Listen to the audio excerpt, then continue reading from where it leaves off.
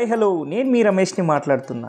ఈరోజు మిత్రులతోటి కలిసి నర్సాపూర్ గుమ్మడిదల దగ్గరలో గల మేడలమ్మ అమ్మవారిని దర్శించుకొని అక్కడి ప్రకృతి ఒడిలో ప్రశాంతమైన ఆ అరణ్య ప్రాంతంలో వెళ్ళిన మిత్రులందరితోటి కలిసి సరదాగా ముచ్చటించుకొని ఆడుతూ పాడుతూ నచ్చిన వంటకాలు చేసుకొని ఆహ్లాదకరమైన వాతావరణంలో వాటిని ఆస్వాదిస్తూ త్వరగా ఇంటికి చేరుకునేలా ప్లాన్ చేసుకున్నాం.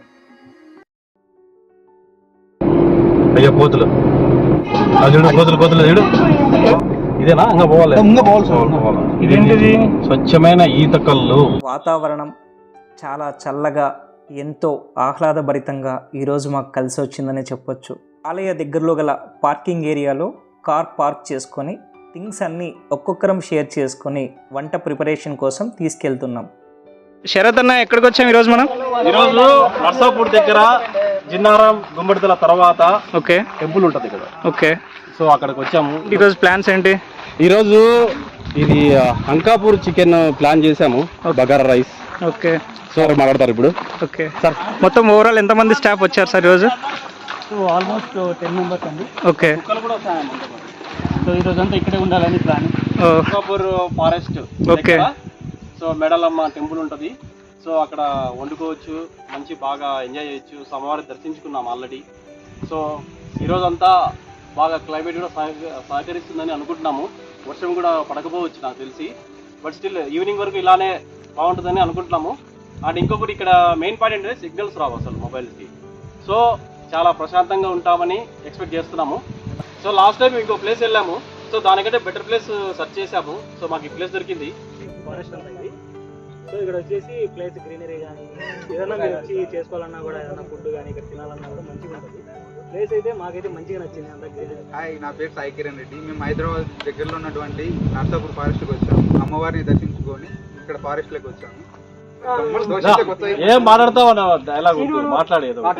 నా పేరు ఎగురు సుబ్బయ్య, నేను ఇక్కడ పని చేస్తున్నాను.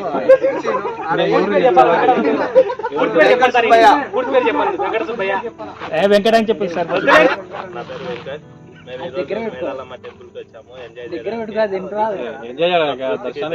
సోషల్ మీడియాకు దూరంగా బాగా ఎంజాయ్ చేయడానికి వచ్చాము. అందరం కలిసి బాగా మంచిగా తినేసి ఇక్కడే ఉండి ఎంజాయ్ చేసి ట్రిప్పింగ్ చేసి బాగా వెళ్ళాలనుకుంటున్నాం.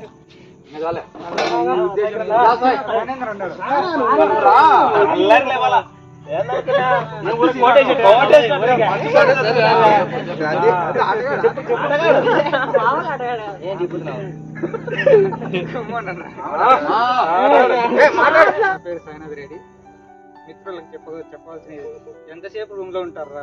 రండ్రా మిస్ అయిపోయినాయి. ఆనియన్స్ లేకుండా మనం వంట చేయడం కష్టం. ఎప్పుడు ఎంత ప్లాన్ చేసుకున్నా ఏదో ఒకటి మిస్ అయితేనే ఉంటుంది. సో లాస్ట్ టైం కత్తి మిస్ అయింది, ఈసారి ఆనియన్స్ మిస్ అయింది. ఇప్పుడు కోస్తున్నాం. ఆడుతూ పాడుతూ పని చేస్తుంటే అలుపు సలుపే ముందులి. ఒక రాగం అందుకుందాం. ఓకే ఓకే సార్, అదే రాగం. ఆనియన్స్ దొరికాయి.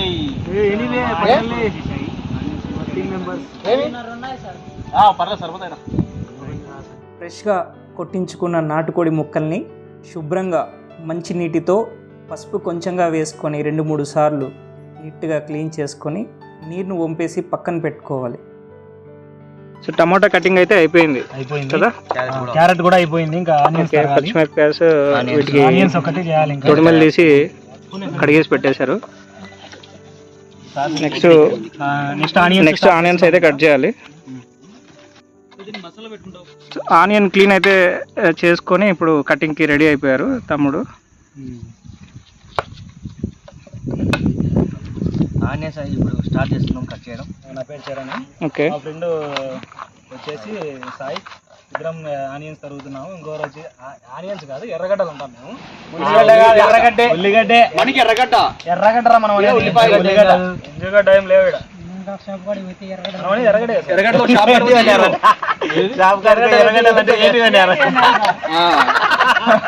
కట్ చేసిన ఆనియన్, అలాగే తొడిమలు తీసుకున్నటువంటి పచ్చిమిరపకాయలు, రాక్ సాల్ట్, కర్రీ లీవ్స్, తర్వాత ఇలాచి కచ్చా పచ్చగా పట్టుకున్నది, కొత్తిమీర, ధనియా పౌడర్, చిల్లీ పౌడర్, అలాగే ఇలాచీ పౌడర్, పసుపు, క్లౌస్ పౌడర్, రాక్ సాల్ట్, పుదీనా, కట్ చేసి పెట్టుకున్నటువంటి మిర్చి, తర్వాత సలాడ్గా క్యారెట్.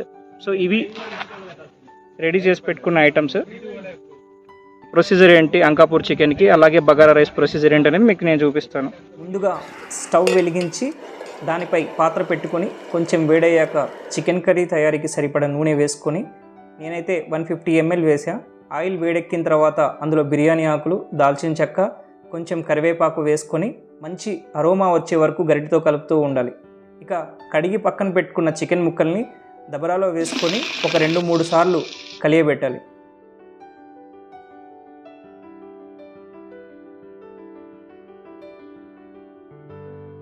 తర్వాత ఒక 3 టేబుల్ స్పూన్ల పసుపు వేసుకొని ఒక 4-5 సార్లు పసుపు అంతా ముక్కలకి పట్టే విధంగా గరిటెతో కలుపుతూ ఉండాలి.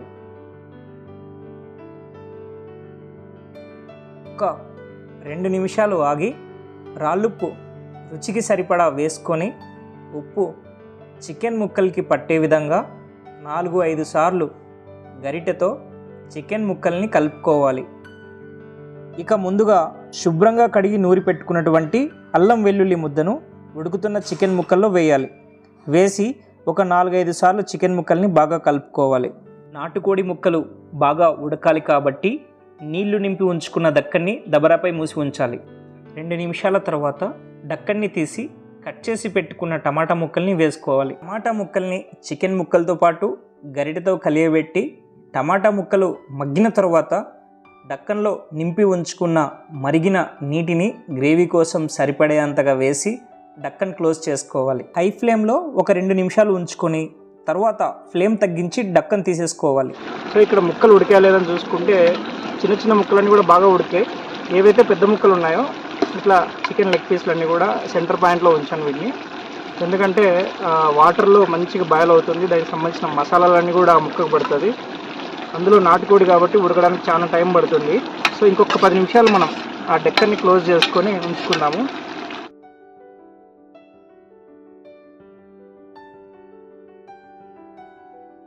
రెండు నిమిషాలు అయ్యాక డక్కన్ ఓపెన్ చేసి మన రుచికి సరిపడే విధంగా రోకలతో ఆడించి పట్టిన కారం పొడిని ఇప్పుడు వేసుకోవాలి. తర్వాత కారం అంతా కలిసేలాగా ముక్కలకి పట్టే విధంగా గరిటెతో కలియబెట్టి డక్కన్ క్లోజ్ చేసి 2 నిమిషాలు ఉంచాలి.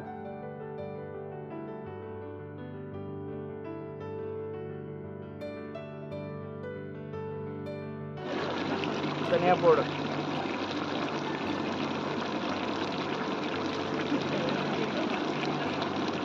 ధనియా పౌడర్ 2 టేబుల్ స్పూన్లు వేసుకున్నాక చికెన్ మొత్తం కలిసే విధంగా గరిటెతో కలిపి డక్కన్ క్లోజ్ చేసి ఉంచాలి. 2 నిమిషాలు ఉంచి డక్కన్ తీసి దంచిపెట్టుకున్న ఇలాచీ పౌడర్ మరియు స్పైసీ కోసం లవంగా పౌడర్ని కూరలో వేసి గరిటెతో ముక్కలకి అంతా కలిసేలా 4-5 సార్లు కలియబెట్టి డక్కన్ క్లోజ్ చేయాలి. 5 నిమిషాల తర్వాత డక్కన్ ఓపెన్ చేస్తే ముక్కల్లో ఆయిల్ తెలుతూ కనపడుతుంది. అంటే కూర రెడీ అయిపోయిందని అర్థమవుతుంది మనకు. ఇప్పుడు ఇందులో కొబ్బరి తురుము ఒక చిన్న కప్పు వేసుకొని కలియబట్టి డక్కన్ క్లోజ్ చేసి ఉంచి తర్వాత గార్నిష్ కోసం ఉంచుకున్న కరివేపాకు వేసి వేడి కొంచెం చల్లారాక వడ్డించుకోవాలి. Tasty Ankapur chicken.